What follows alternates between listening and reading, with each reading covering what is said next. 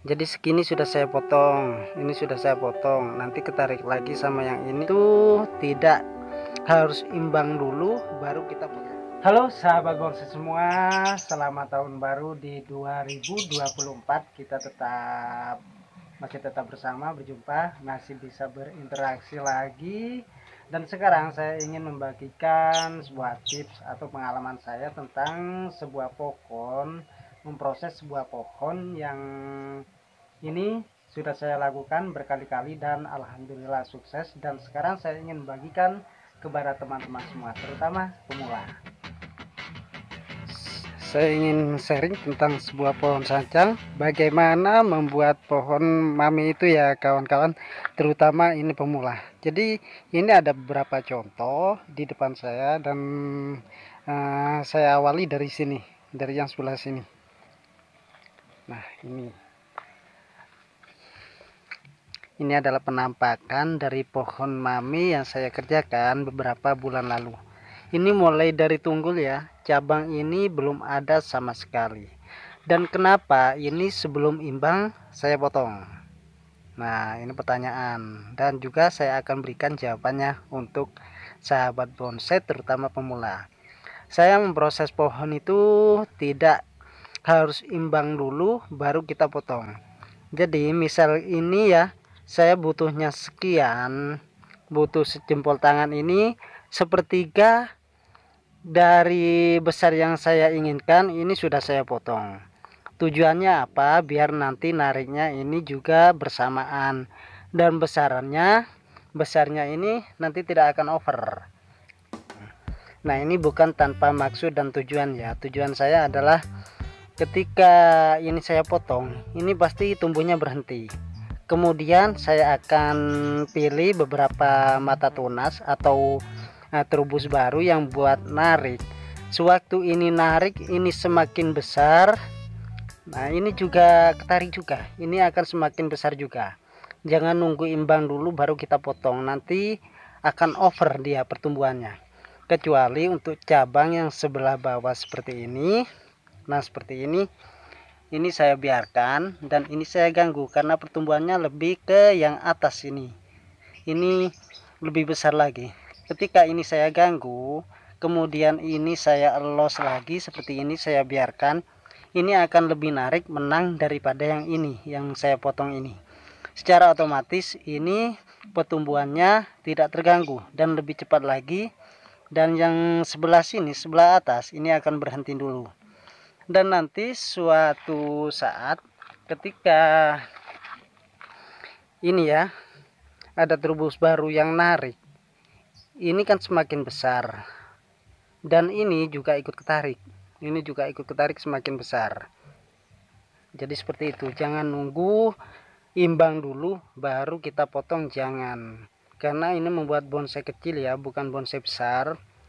Jadi tipsnya seperti itu, dan mudah-mudahan ini bisa diterima oleh teman-teman, karena saya bukan pinter ya, tapi saya juga belajar, sama-sama belajar. Ini berdasarkan pengalaman saya pribadi kawan-kawan ya. Nah untuk akar pun seperti ini akar nggak seberapa saya harus detailkan, karena di alam nggak ada pohon itu akar yang muter sampai sama ukurannya segini-segini semua, enggak. Tapi ada besar, ada kecil, tentunya ada rapat, ada yang renggang. Dan untuk yang seperti ini sebenarnya ini waktunya motong. Ini mana akar yang lebih besar duluan, ini akan saya potong agar yang kecil-kecil ini bisa tertarik juga, maksudnya bisa lebih besar lagi, nggak terganggu sama yang besar ini. Karena kalau yang besar dibiarin, ini secara otomatis ini yang akan bertambah besar dan yang kecil-kecil akan kalah. Nah terutama untuk cabang yang baru saja saya jelaskan di sini, ada contohnya. Nah contohnya di sebelah sini, ini saya dapat dari beli ya. Jadi ini saya tekuk sini, ini cabang dari sini sebenarnya, bentar ya. Nah dari sini kemudian saya bengkokkan ke sini, karena di sini nggak tumbuh-tumbuh, saya tempel susu seperti ini. Ini sudah waktunya motong karena ini sudah nempel. Ini buat cabang yang atas. Nah, contoh yang over barusan yang saya bilang, ini seperti ini. Nah, seperti ini. Dari sini agak jelas. Dari sini agak jelas ya. Dari sini. Nah, ini maunya sebesar ini. Dan ini sebesar ini juga. Ketika sudah imbang, ini baru dipotong. Dan sewaktu kita melanjutkan atau memelihara trubus baru seperti ini, kemudian ini dibesarkan lagi, diliarkan, dilos lagi, dan ini juga ikut ketarik, jadinya over, sudah lebih besar dari yang kita harapkan. Akhirnya ini seperti ini, nutup, sudah nutup nggak sesuai harapan. Harapan kita kan antara cabang, anak cabang, dan juga anakan cabang lagi sampai ranting itu mengerucut dan besarannya ini yang kita harapkan itu segini, jadi imbang semua sudah jadi. Kalau sudah imbang tapi di sini belum ada, nanti ketarik lagi semakin besar di sini, kecuali kita membuat pohon, mendesain pohon yang ukurannya besar. Dan mau tidak mau ini harus ukuran agak besaran sudah, karena agar imbang lagi, badannya lebih gede lagi, dan cabang-cabang di sini ketarik lagi. Jadi seperti ini contohnya. Nah, ini yang saya kerjakan ya. Coba kita perhatikan. Nah, seperti ini. Jadi segini sudah saya potong, ini sudah saya potong, nanti ketarik lagi sama yang ini juga makin gede, dan ini juga makin gede, akhirnya nanti mengerucut. Kalau nunggu ini sampai kayak gini, nah misal ini segini, terus cabang ini harapannya nanti lebih kecilan dari ini, sewaktu pas imbang kita potong, ketarik ini lagi, kemudian lebih besar lagi, akhirnya over. Alangkah baiknya ukurannya adalah sepertiga seperti ini, sepertiga dari besar yang kita harapkan. Nah, misal ini segini, sepertiga sebelum besarannya cukup, ini sudah kita potong. Dan untuk membesarkan ini kita tarik melalui cabang ini, dari 2 ini atau 3 ini. Nah, dari situ di sini juga secara tidak langsung akan menutup dengan sendirinya nanti. Tidak mungkin nggak nutup ya, karena ini ketarik lagi, kecuali di sini sudah di stop dan dipotongin terus, ini nggak akan bengkak. Jadi seperti itu ya kawan-kawan, untuk sancang atau pohon-pohon yang pertumbuhannya cepat. Jadi penjagaannya harus ekstra. Nah, ini lagi seperti ini masih butuh waktu besar lagi, karena ini dulunya awalnya terlalu besar dan ketarik lagi akan besar lagi ini.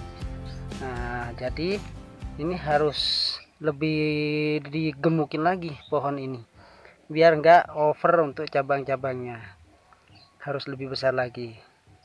Nanti kalau tetap ukurannya segini, kemudian ini ketarik cabang-cabang lagi, ini sudah hilang lekukan seperti ini secara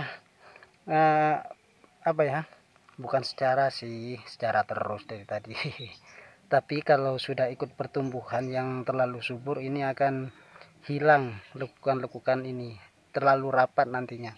Jadi untuk ukuran otomatis kita harus lebih besarin lagi. Jadi jangan nunggu imbang dulu baru kita potong, karena sudah ada anak-anak cabang yang buat narik lagi pastinya nanti.